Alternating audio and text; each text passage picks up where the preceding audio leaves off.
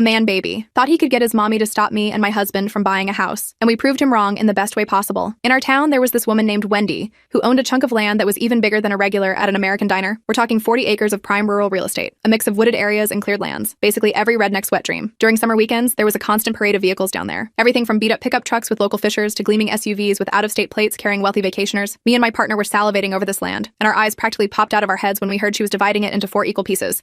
Obviously, one went to her daughter, who turns out to be the only normal one in this story. Another section to Smoothbrain Bradley, explanation coming soon, and she built custom houses for both of them according to their preferences. The other 2 went to herself, one for her own hours and one for a small convenience store. This is also important for later. She transferred the actual deeds to her children for their respective properties, and this decision would come back to haunt her in spectacular fashion. But in the meantime, her daughter, inarguably the one thing she got right in life, maintained her property beautifully and became a respected elementary school teacher in the nearby town, especially compared to her counterpart brother, Smoothbrain Bradley. He was the neighborhood terrorist, a 30-something man-child with zero respect for anyone. He was one of those guys who you just know peaked in high school. Everyone within earshot absolutely despised him because he'd throw these insanely loud, obnoxious parties almost every single night. There were multiple occasions where I thought the bass from his sound system would literally break glass a quarter mile away. One officer later told us they had a specific code just for Bradley's parties in their dispatch system. I guess his entitlement wasn't surprising since Mommy Dearest paid all his bills, utilities, services, everything was in her name and sent to her mailbox. Well, everything except one crucial bill, property taxes, which were in his name since he owned the property. He never bothered paying them and apparently never mentioned this to Wendy, who either forgot about them or assumed he was handling it like any normal adult would. But of course, for Smoothbrain Bradley, it was still a surprise when the police showed up at his house one day with an eviction notice. The rumor about it spread quickly, and very soon,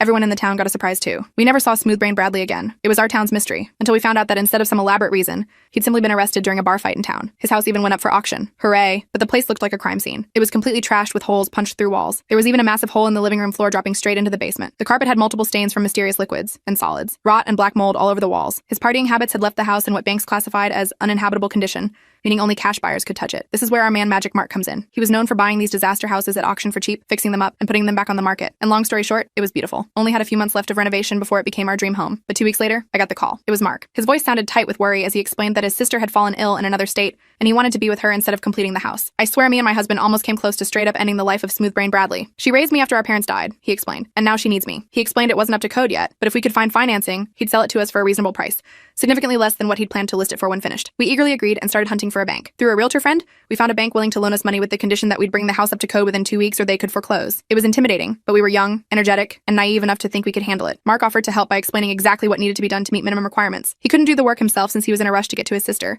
but he gave us detailed instructions on what was needed, how much time and money it would take, and even recommended local suppliers who would give us fair prices. He even helped financially. We took out a loan for twice what he wanted for the house, and he returned half the money to us for repairs. It was an unusual arrangement, but it worked out perfectly for everyone involved. After all the work he'd already done, the house was surprisingly close to meeting code. Most of what remained was finishing work, installing bathroom fixtures, completing electrical outlets, adding smoke detectors, and a few other safety items. We called in some friends to help and got it done in half the time the bank had given us. We spent several more months replacing flooring, rewiring, patching walls, and tearing off this disgusting ancient wallpaper that was literally decomposing on the drywall. The previous renovations that Bradley had completed were shockingly bad. We found electrical wires hanging unconnected inside walls, plumbing that went nowhere, and load-bearing beams that had been partially cut through. Finally, our dream home was ready to move into. It still had some issues we'd fix over time, but we could officially call it ours. We weren't even fully moved in when Wendy showed up to welcome us. She appeared one Saturday morning as we were unloading boxes from our U-Haul, a woman in her late 50s with perfectly styled hair and designer clothes that seemed wildly impractical for country living. Mark had repeatedly warned us about her entitled attitude, but initially she seemed perfectly pleasant. She brought over a basket of muffins, store-bought, not homemade, and made small talk about the neighborhood. Then right as our conversation was wrapping up, she dropped the bomb. "I hate to tell you this, but this house actually belongs to me," she said with fake sympathy, her smile never reaching her eyes. "You've been scammed, and I feel terrible for you, but you have 30 days to get out. The previous owner had no right to sell it to you." My heart literally skipped a beat. My partner froze beside me, a box of kitchen utensils in his arms. We'd heard horror stories about property scams before, so we were absolutely terrified. All that time, money, and effort into our dream house, and now this woman was telling us we'd lose everything. We tried to keep our expressions neutral, but I'm sure the blood had drained from our faces. We thanked her for being so nice about it and said we'd talk to the bank and Mark to figure things out. She nodded sympathetically, telling us she hoped we hadn't lost too much money and that she was just trying to protect what's hers. As she walked away, I noticed she was wearing Louboutin shoes, hardly appropriate for the gravel driveway, and my growing suspicion was confirmed. This wasn't a misunderstanding. This was a wealthy, entitled woman who thought she could intimidate us. That's exactly what we did. The bank confirmed Mark was the legitimate deed holder. Our realtor confirmed the same thing. Mark explained that Wendy had accused him of stealing the house multiple times after he bought it at auction and had constantly harassed him during renovations. "She even threatened to sue me," he said during our call. But her lawyer must have told her she had no case since she never actually filed anything. We even went to the courthouse ourselves to verify our names were on the deed. The clerk recognized the address immediately. "Oh, the party house," she said with an eye roll. "Thank goodness that nightmare is over." During this process, several neighbors filled us in on Bradley's backstory. story, each adding more details to the picture we were forming. When Wendy came back asking when we'd be moving out, we firmly explained it would never happen since we legally owned the property. We said we understood it must be hard to lose her family property due to her son's negligence, but that wasn't our problem, and we weren't giving up a house we bought with our hard-earned money and worked so hard to renovate. Her perfectly plucked eyebrows shot up in surprise. She clearly hadn't expected resistance from a young couple. Realizing we knew the situation, Wendy switched to a sob story about how the property had been in her family for generations. A lie we later discovered. She'd bought it 20 years ago, and how Mark had stolen it while they were dealing with her son's arrest. She dabbed at dry eyes with a silk handkerchief. When we asked why they didn't just bid on the house at auction themselves, especially since we'd bought it from Mark for only $50,000, which was still giving him a small profit after his work, she huffed that she refused to pay for something that rightfully belonged to her family. The entitlement was breathtaking. We apologized again but explained we weren't taking a loss on the property, especially after all our time, effort, and money. However, trying to be decent neighbors, we offered to sell the house to her for $100,000, which was still just over half its market value. Considering we paid $50,000 and put in another $30,000 in materials plus months of labor, we thought that was extremely fair. Honestly, we would have accepted $90,000 if she'd tried negotiating. Instead, she countered with $40,000, saying she shouldn't have to pay anything for something that rightfully belongs to her. Her voice had an edge now, the friendly facade cracking. When we said that was way too low, she said she understood our efforts and would generously offer $50,000 total, including $10,000 for our renovations. She acted like she was doing us a huge favor. When we told her $50,000 was just what we'd paid Mark for the house itself, before any renovations, she exploded, calling us liars and thieves and saying the house was a complete dump that couldn't possibly be worth that much. Her perfectly composed demeanor vanished, replaced by red-faced fury. After she called our dream home, the one we'd poured our blood, sweat, tears, and savings into, a dump, we were done. We asked her to leave and told her we'd never sell to her even if she offered double the market value. She stormed out hurling insults, her designer heels crunching angrily on our gravel driveway, and later we discovered she was spreading vicious rumors throughout the neighborhood claiming we'd stolen her house, were running a drug operation, and even that we were part of a satanic cult. This last one was so ridiculous it actually made us laugh. We initially ignored the rumors, thinking nobody would believe such nonsense. We focused on finishing our move-in and getting our house set up. Then one day, a large bearded guy we'd never met pulled into our driveway with a gun visible in his holster demanding we get out now. My partner and I were planting a vegetable garden, and we both froze, trowels in hand, utterly terrified for a second. We'd heard about him. He considered himself the neighborhood's unofficial peacekeeper, confronting anyone causing problems. The locals called him sheriff, despite having no actual law enforcement credentials. He was a former military guy who'd moved back to take care of his aging parents and stayed after they passed. Most neighbors actually liked him, saying he was reasonable, and in our rural area where law enforcement is distant, it can take deputies 30+ minutes to respond to calls. People appreciated his presence. For context, our neighborhood has two main sections, one filled with nice retired folks where everyone gets along, with well-maintained homes and beautiful gardens, and another section deeper in the woods with some less law-abiding citizens. We live on the edge of the peaceful part, separated from the rougher area by about a mile of woods and farmland. Having heard about this guy before, we decided to test our assumption about who he was. We invited him in for a beer and a chat, saying he could bring his gun, but we'd be bringing ours too. Almost everyone around here has firearms. There are more gun shops than dollar stores, so him having a weapon wasn't alarming. It's just a way of saying, I can defend myself if needed. He never pointed it at us, just had it holstered. He accepted our invitation with a curt nod, following us into our kitchen where we cracked open some local craft beers. After a few hours of explaining the situation, showing him our deed and paperwork, and sharing what we knew about Wendy and Bradley's history, he apologized for the misunderstanding. His entire demeanor changed, the stern, intimidating facade melting into a friendly, if gruff, neighbor. He admitted he'd gotten caught up in the rumors and reacted hastily. That woman can be mighty convincing, he said, shaking his head. He even thanked us for buying the house, saying everyone was happier with Bradley gone. No more complaints about loud music or drunk teenagers stumbling down the middle of the road at 2 a.m. Before leaving, he promised to set the record straight with other neighbors, which he apparently did, because the most outlandish rumors stopped circulating almost immediately. Now for why the peacekeeper believed Wendy's rumors so easily, which became a major turning point when everything started unraveling for her. This part overlaps a bit with later events, but here goes. Remember that convenience store Wendy built on 1/4 of her property? It was a small but well-stocked shop with essential groceries, fishing supplies, bait, beer, cigarettes, and all the other basics rural communities need. It was incredibly popular in the neighborhood, not because of good prices, they actually overcharged for everything, or customer service, which consisted of an occasional thanks for your purchase if you were lucky, and more often involved Wendy sighing dramatically if you took too long to count your change. They would give refunds if you found mold on food, which I guess counts for something, though they'd make you feel like you were committing a crime by asking. No, people shopped there because it was the only store for miles. If you needed groceries and didn't want to drive all the way to town, a good 25-minute journey on winding country roads, they were conveniently located. Despite our issues with Wendy, even we shopped there occasionally since they were literally next door, and the alternative was a significant time investment. The store's popularity gave Wendy significant influence in the neighborhood. Everyone wanted to keep their convenient little shop, and she had built quite a positive reputation through strategic donations to local events and occasional favors for elderly neighbors. So when she started spreading rumors, people listened. The absurd claim about us stealing her house eventually blew over because it was ridiculous, but people believed her other, pettier rumors. Neighbors avoided us, not wanting to get on Wendy's bad side and risk being banned from her store, which she had done to others in the past for perceived slights. They ignored us and left us alone. A few years later, Bradley was released from prison. We learned from the grapevine that his original sentence had been reduced for good behavior, which seemed hard to believe given his history. With nowhere to go, Wendy let him move into an apartment above her convenience store, forbidding any wild parties on her property. He didn't pay rent. He just had to run the store when she was busy with other things, which increasingly meant whenever she felt like it. But Bradley hadn't learned his lesson. While working the register, he would regularly double charge customers and pocket the extra money. Sometimes he'd scan items twice. Other times he'd manually enter higher prices than what was marked. We noticed this pattern multiple times and initially went back for refunds, always getting the excuse that the register was broken. Eventually, we brought this to Wendy's attention, thinking she might want to know her son was doing something so obviously illegal that could jeopardize her business license. Instead of thanking us, she dismissed our concerns with a wave of her manicured hand and basically told us to mind our own business. My son would never do such a thing, she said coldly. Perhaps you should check your bank statements more carefully before making accusations. So we did exactly that, and shared this information with the few neighborhood friends we'd finally made after years of effort. They thanked us, but admitted they didn't believe it, suggesting we might have misunderstood or that it really could be register errors. Word spread quickly though, and soon the peacekeeper showed up at our house again. This time he was friendlier, having learned to ignore most rumors about us. He warned us to stop spreading rumors about the store, saying he'd already spoken with Wendy and Bradley, who claimed it was just register malfunctions. He made it clear we'd have problems if we continued, suggesting we were just trying to get revenge on Wendy. I understand you folks don't get along, he said, but trying to hurt her business isn't right. We wanted to show him proof, but knew he probably wouldn't believe us.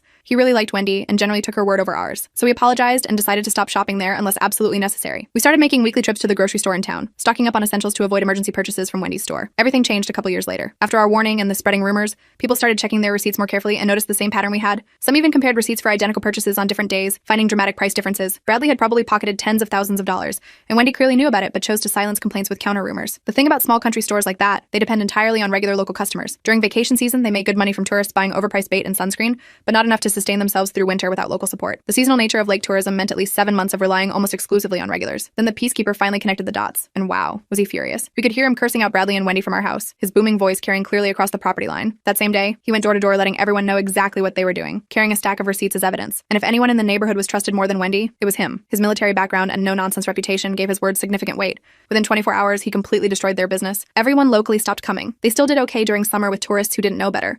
But when winter came and those crowds disappeared, they started hemorrhaging money. After 2 winters, they were forced to close for the winter months, which meant throwing away most of their inventory each fall and buying fresh stock each spring. After 3 more years of this unsustainable cycle, they permanently closed. That's when their neighborhood reputation truly collapsed, and people finally started respecting us. We could make friends without extraordinary effort, and neighbors stopped treating us like we had the plague. We were invited to community barbecues and fishing tournaments. People would wave as they drove past instead of pointedly looking away. Unfortunately, there's more background needed before we reach the climax. Wendy is incredibly nosy. We can't even step outside without her watching our every move through her window or suddenly finding a reason to be outside too, whether it's walking her dog or pulling weeds or whatever excuse she invents. If we're in our yard, she's guaranteed to be outside as well, often staring openly or pretending to be engaged in some activity while clearly observing us. One memorable incident involved my partner working shirtless on a hot day, installing a new mailbox post. Wendy suddenly appeared and spent nearly an hour weeding the same 3-foot section of her garden directly across from where he was working. The temperature was over 90 degrees, yet she stayed out there in full makeup, occasionally making comments just loud enough for us to hear about inappropriate behavior. We have nothing to hide, but given our history, we don't appreciate being constantly watched. We planned to install a small above-ground pool and hot tub and really didn't want an audience while relaxing in swimwear, so we started looking into privacy fencing. Nothing fancy, just a standard 6-foot wooden fence along the property line we shared with Wendy. Trying to be neighborly, we informed Wendy we'd be putting up a fence. She immediately objected, claiming it would ruin the aesthetic of the neighborhood and block her view, though the only view it would block was of our yard. We clarified that we would be putting up a privacy fence regardless of her objections, as was our right. Still wanting to maintain civility, we offered to discuss details like color and design, so she wouldn't have to stare at something she found unattractive, given that staring at our property seemed to be her favorite hobby. I don't want to look at a fence at all, she said firmly. This neighborhood has always had open yards, and that's how it should stay. To avoid disputes about placement, we planned to set the fence a foot inside our property line. We went to the courthouse and paid for a copy of our deed with the property map, and were shocked to discover that Wendy was claiming about a third of our land. She had a small shed and even a garden on it. According to the property records, our lot was nearly twice the size we'd been using. There's a line of trees running through our irregularly shaped property. Weird property lines are common here due to how land was originally divided among settlers. According to our deed and property map, there's a triangular section of our land beyond these trees, but Wendy was treating everything past the tree line as hers. She'd even installed a small decorative fence along what she claimed was the boundary, something we'd never questioned until now. When we brought this up, showing her a copy of the property map, she completely freaked out, again calling us liars and thieves. "That's my garden, my land," she shrieked, her face turning an alarming shade of red. "I've been using it for 20 years. We didn't really care about this section since we'd lived here for years thinking it was actually hers." To make things easier, we offered to sell it to her, or even trade for a portion of her property that would be more convenient for us to maintain. She flatly refused, insisting she wouldn't pay for something that already belonged to her, and wouldn't give us her property for nothing after we'd already stolen from her. Since then, we've had an ongoing property dispute. In our rural area, property lines are often complicated. Many deeds are centuries old and use temporary landmarks like large oak tree to large rock beside stream instead of precise measurements. These landmarks might be describing multiple features or might have disappeared 100 years ago. The original surveys were done with primitive equipment, and subsequent transfers sometimes created overlapping claims. Property disputes are so common here that our state has created extremely strict laws governing them, especially regarding surveyors. Just a few years ago, a landowner won a dispute against a major corporation over just 0.1 acres, costing the company and earning him over $1 million. The corporation had built part of a warehouse on his land, believing their survey was correct, but the court sided with the homeowner. Our property lines should have been straightforward since Wendy created them herself fairly recently when subdividing her land, but the strict surveyor laws still apply. Basically, if a surveyor gives incorrect measurements, even by honest mistake, they face hefty fines, lose their license permanently, and must notify and refund all clients clients from the past decade. Those clients can then request new surveys at the original surveyor's expense. If the surveyor wasn't accepting bribes, previous clients can sue for damages caused by incorrect property lines. If bribery was involved, all damages and fees fall on whoever did the bribing. This makes surveyors extremely reluctant to get involved in anything resembling a property dispute. They'll typically refuse such jobs outright or charge astronomical rates to offset the potential risk. So when our dispute emerged, it wasn't as simple as calling someone out to verify the boundaries. Before we could find a surveyor, Wendy found one first, and I suspect she influenced them somehow because they marked the property line exactly as she described, except for one part she didn't like. Apparently, our property extends to about a foot from her house, which was fun to discover, though nowhere near the section she was trying to claim from us. When that particular measurement came up, she actually tried to physically block the surveyor from continuing, claiming he was trespassing on her land. The poor man looked utterly confused as she contradicted herself in real time. Now, whenever we try to find a surveyor, Wendy accidentally introduces herself and casually mentions she already had her portion surveyed, dropping hints about a dispute. This immediately scares them off. Oh, and did I mention the markers from the bank's surveyor when we bought the property mysteriously disappeared before we moved in? Wonder how that happened. At this point, hiring a surveyor would cost us as much as that disputed land is worth, maybe more. Those willing to consider it give ridiculous quotes. We're talking $15,000 plus for what should be a $2,000 job, because they're essentially risking their careers. We're saving up anyway, on principle. A few months ago, a severe storm hit our area and knocked down a large tree on the disputed property. This wasn't just any tree. It was a massive oak, probably 100 years old, with a trunk nearly 4 feet in diameter. This tree was right beside the road, and when it fell, it damaged our neighbor's property across the street and completely totaled someone's brand new sports car as they drove by. We're talking about a high-end European vehicle. I won't name the brand, but think Italian and very expensive. Thankfully, nobody was injured, but cleanup took several days, involving multiple crews with heavy equipment. Just enough time for us to receive a bill in the mail for over $200,000, literally more than our entire property was worth after renovation. My heart nearly stopped when I opened that envelope. The itemized costs included the car's replacement value, towing fees, road repair, utility line restoration, it had taken down a telephone pole, and legal fees. For those who don't know, most home insurance doesn't cover damage to other people's property. That's on you. And if your property damages something on public land, like a road, when you could have reasonably prevented it, like removing a dangerous tree, you're completely responsible for damages where we live. The letter claimed the tree had visible rot and should have been removed years ago as a hazard. When we received this massive bill from some rich person's insurance company for their totaled sports car, we called them and politely explained the tree wasn't on our property. The agent sounded skeptical but professional. They asked some questions about property boundaries and said they'd investigate further before pursuing payment. About a week later, we received another letter with a copy of the deed and property map, with the tree circled in red, showing it was clearly on our property according to county records. They demanded full payment within 30 days of their first notice or they'd take us to court. The letter included phrases like willful negligence and clear liability, making it sound like we were completely doomed. We called again and explained it wasn't our property, that while the official records showed it on our land, there was an ongoing dispute, and our neighbor had been actively preventing us from accessing that portion of the property for years. The agent sighed heavily, clearly tired of excuses. He argued that anyone with eyes could see the tree was on our land, and that even if the property map was slightly off, it couldn't possibly be wrong by that much. Look, he said impatiently, I understand nobody wants to pay for this, but the tree was clearly on your property, and you're legally responsible. If you're having a dispute with your neighbor, that's between you two, but it doesn't change your liability. We simply gave them Wendy's surveyor's contact information and explained that she had been claiming and maintaining that land for years. The agent sighed again, saying they'd investigate further, but reminded us we had about 2 weeks to pay if our claim couldn't be verified. His tone suggested he thought we were just trying to weasel out of paying. We never heard from them again. Obviously, the surveyor wasn't about to contradict his previous work. No bribe would be worth losing his license, refunding a decade of work, and facing potential lawsuits. We were on pins and needles the entire time, worrying we might be sued or that our wages could be garnished for a debt we couldn't possibly pay. We called the insurance company later to check on the situation. The agent sounded quite pleased while reading the notes. Ah yes, this case, he said, his tone much warmer than during our previous calls. Due to confidentiality, they couldn't share much, but confirmed Wendy had disputed our claim, insisting the property wasn't hers, exactly as we expected. The surveyor she hired had confirmed his original results,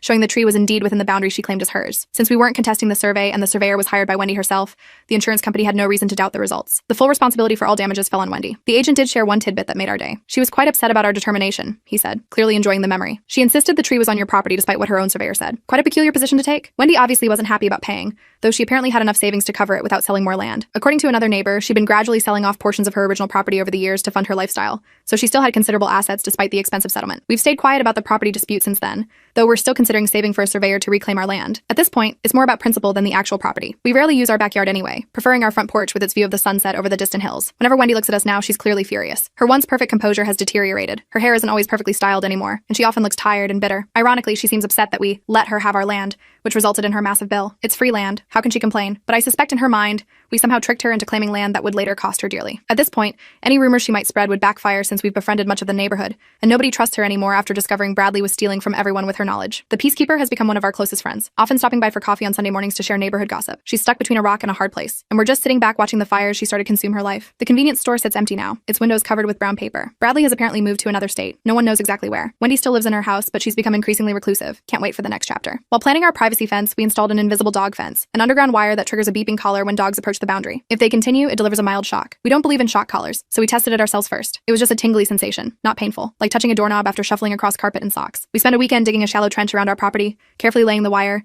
and training our 2 rescue dogs, a German Shepherd mix and a smaller terrier, to respect the new boundaries. We placed the wire well within our property, partly because it wasn't very long and partly to keep our dogs far from Wendy's land. We didn't want any accusations about our pets damaging her precious garden. Apparently, Wendy thought we were marking where we wanted our privacy fence, because she deliberately ran over it with her lawnmower, even though it was 5 feet past what she claimed as her property line. We watched from our kitchen window as she deliberately steered her riding mower off her usual path to drive directly over the freshly disturbed earth where we'd buried the wire. We all learned that day that electric lawnmowers and electrified wires don't mix. Her mower was completely fried, every electrical component ruined. The motor made a horrible grinding noise, then sparked dramatically before dying completely. Wendy sat there in shock, no pun intended, for several minutes before stomping back to her house. She had to buy a brand new one just because she wanted to be petty and destroy our markers. The best part? Since it was so far onto what even she acknowledged as our property, she couldn't even try blaming us. She still attempted to spread rumors, but they went nowhere. It would have been too ridiculous even for those who still tolerated her. She never even asked us to replace her mower. I guess she knew exactly how that conversation would go. Hope you enjoyed this saga. I've got another story coming about how my mother's malicious compliance cost her company over $100 million and got her entire department permanently shut down. But that's for another day.